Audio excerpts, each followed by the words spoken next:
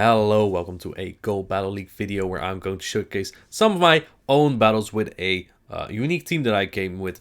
It's not really anything spicy. It's a little bit on the edge of meta. Kofagrigus at the moment is a very interesting pick. I think it basically only really lose to dark types. Anything else, it's very neutral and it has a really good moveset in Shadow Claw, Shadow Ball, and Psychic. So you put up a good fight against basically everything.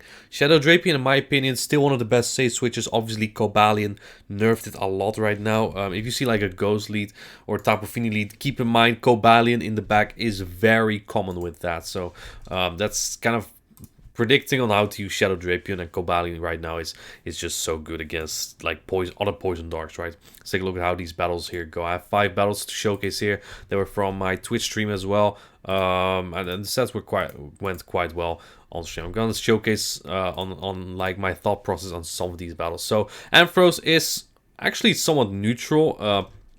Gamefreak just has a way better stat distribution, way better moveset, but Ampharos now does have Brutal Swing, so I'm going to try to catch, since I didn't intend to immediately, but since they farmed up so much energy, I figured they would throw at some point, so I catch the Brutal Swing here. It's unlikely they would have Cobalion because that make them extremely weak to a Swampert lead, but you'll never know.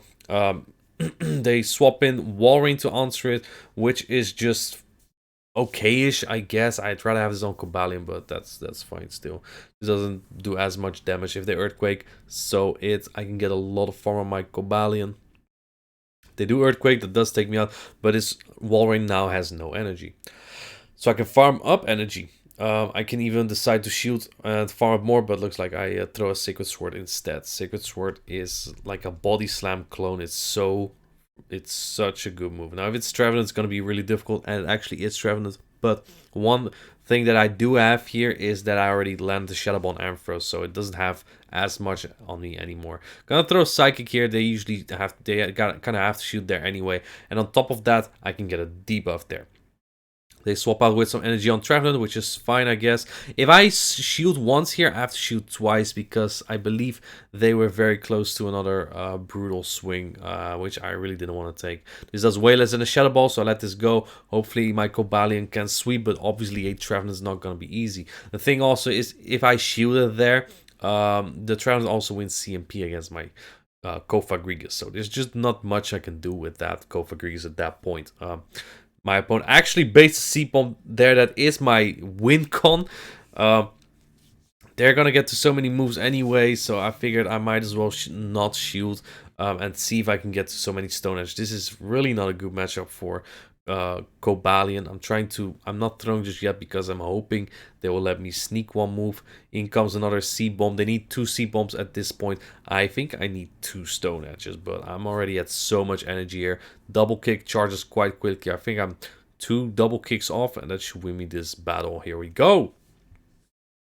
So Cobalion is not great here, but the Steel typing is just really good. We're kind of forces Trevenant to throw that Shadow Ball, and if it doesn't, C-Bomb just doesn't do much, especially in Ultra League, where things are slightly bulkier because they all have more HP. Kofagrigus into Giratina. This is very, very, very neutral. I would say slightly better for Kofagrigus, which shields down because Shadow Ball just hits way harder than potential Shadow Sneaks. Most of these Giratinas nowadays run Dragon Claw and Gipardo, so I never tend to shield here. They tried to catch, and they actually tried to catch on Cobalion. I let one double kick through it because, yeah, I'm at 100 energy, so I might as well just throw. Shadow Ball gets shielded, and at this point, I'm in an awkward situation because I don't want to let my Kofa go. I'm definitely going to shield this. I want my Drapion now on that Giratina. Swapping in my own Cobalion here is kind of tricky because Sacred Sword is super effective. You just deal super effective damage the whole time on each other, and it's just a little bit inconvenient. But I get to my Shadow Ball for his next Stone Edge, which is really nice, and this will KO the Cobalion if it goes unshielded. They bring a Giratina, that's fine. Giratina still has to throw a Shadow Sneak from here, because Dragon Claw with the Shadow Claws just don't do enough. If this is Dragon Claw, still won't KO me, and at this point I have a lot of faith in my Shadow Drapion. Not just Shadow Drapion, I still have Cobalion as well. This is all Kofagrigus work still at this point. It's also a rank 1 Cofagrigus, so that helps a little bit in these matchups as well. And I actually have a Galvantula in the back. I don't know why they swapped out into Cobalion into my Cofagrigus, to be honest, because it's a terrible matchup for Cofagrigus, and they didn't even have to bait. I'm not sure what they tried to bait out. Swampert, maybe? Either way, it doesn't matter. I tried to catch a lunch here, but they're already top left. So that's basically how I like to play Giratina. I don't like to shoot there, usually. And usually Cobalion in the back is really good. Virizion lead, really nice because my backline, my Cobalion in particular is not great against it. And here I make a slight misplay because what I should do here, and like against Drapion and Skuntank say switches, is farm up until they get to their move because... Cobalion just doesn't care about any of Drapion's moves here. Skuntank is a little bit trickier because they have Flamethrower, and 2 Flamethrowers do take out with the Poison Jabs. But Drapion has nothing. This opponent also keeps throwing on alignment. You never do 3 Poison Stings for 2 double kicks because I will sneak a full double kick in, which is a free 3 turns, and that's a big waste. This already was dominant for myself, but since my opponent keeps giving me free turns, this makes it even better for me. They're actually gonna do it again! They might honestly just get to another whole move if they just don't do that. Now I'm going to make a misplay. Oh, actually no. This is the battle where I made the correct play. So I made a misplay before. Actually it was against Deoxys lead. I'm not sure if that's also in this one. I do think I won that battle, but regardless.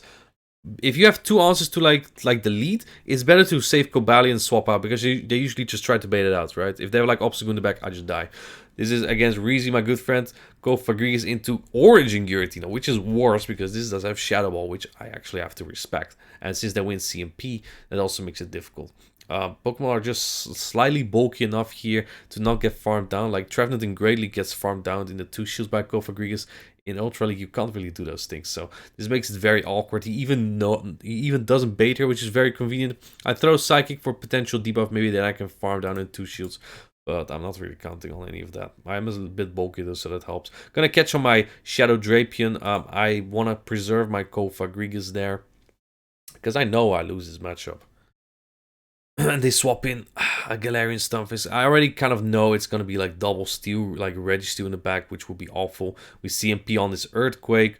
Very fortunate for me. And then I can bring in my Cobalion to get a lot of energy. I get the defense drop, but it doesn't really matter because one double kick is not going to take it out anyway. I'm going to have to throw the move sooner or later, regardless. I probably have to shoot one of these moves. The Giratina is dry on energy though, so that does give me a lot of momentum here. As you can see, double kick super effective, but it's not the strongest fast move. And I don't think a double kick would have KO'd here. Sorry, Sacred Sword, because even despite debuff, Galarian Stone is just really bulky. Let's see. I'm gonna make sure to get a lot of energy. I'm almost at 100 here. Throw right before the next move, and then Giratina feints to a Stone Edge, and let's see what they have else. It is their own Cobalion, which would have been very tricky if they swapped it into my Drapion. And here I don't throw, fortunately, on a good move, on a good moment, because what happens now is that he can throw immediately, and I kind of want to throw immediately as well, but I also waited to see if he doesn't catch, and that cost me a fast move here. Here I make another misplay.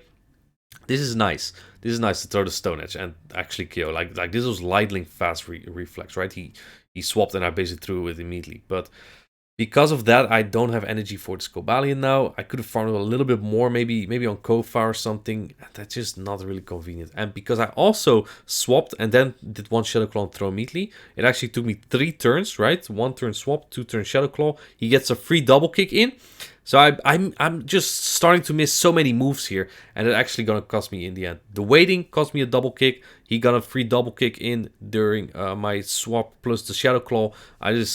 These are just meticulous things, to be honest. Like on first sight, I may have not played bad here, but these small things did cost me the battle. So well played, Reezy. Walrein lead. Obviously, I would like Cobalion on this, and this is actually one of the more annoying leads because you usually need switch advantage here because it's usually trapped in the back. Fortunately, my opponent decides to catch here, which is a nice catch. This is resisted, but I can farm up more energy here and then wall it with Cobalion. Gonna try to catch a crunch, even though it's extremely predictable and my opponent doesn't catch it. But they do let me sneak an extra one. But this is so awkward. They don't get to 2 flamethrowers before get to double, to 2 sacred swords. But I want to see if the Stoner scales. I haven't played Cobalion as much at all. I feel like a rank 91 is really good from trades. And I actually barely kick it down. So this is still inconvenient. Obviously, now I know the whole line. So Cobalion gets walled here. Poison jabs are double resisted, but my moves are all also resisted, and it's annoying. So basically what I want to do here is just get out. I'm not too weak to Nidoqueen or Walrein, so I have to kind of get out, preserve it. Gonna throw my Psychic immediately here to grab a shield, or if they don't, it might KO. I'm not sure about normal Nidoqueen from here, but this is fine.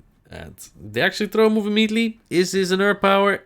It actually is. That's actually a good shield, because it's always scary to shield the Poison Fang. If this is an Earthquake, that's fine. I think I will still outpace to a potential Shadow Ball. And now that Nidoqueen got rid of his energy, that Nidoqueen's energy was really, really difficult to deal with, because my Drapion does not appreciate an Earthquake. Or a power, for that matter. Drapion looks very fragile, but they go shields down. Fortunately, they can barely farm me down. But they have to throw an Earthquake into Cobalion, so at least I can waste their energy there. And then I need like... I think I need like 3 crunches at this point, which is not optimal. See if I can pull that off. Because Nidoqueen did throw an Earth Power, so I have something. I have a chance here. They're dry now, so basically I can throw my crunches immediately here, and I'll always outpace them to the next crunch or sludge bomb even. And that should be a very comfortable win, because Drapion is not bad against Nidoqueen when shields are up. You just space so quickly. 2 crunches will take out the Nidoqueen with the Poison Stings. And yeah, if they don't bait, you're in a very good spot. Poison Fang is now even 5 more energy, so it's even better like that, right? If they bait, they still need a little bit more energy than previously.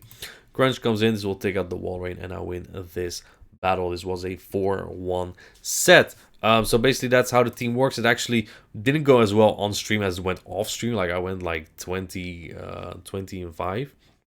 On stream I think I went about more like 13 and 7. I had one really negative, one 4, and the others were positive. Either way, I dig the team. I thought it was really fun. I'm not going to do much GBL videos of myself for this week, because there's going to be Go Battle Day, and I want to tank a little bit to get some efficient Stardust. But either way, hope you like this video, and I'll see you in the next one. Have a good one.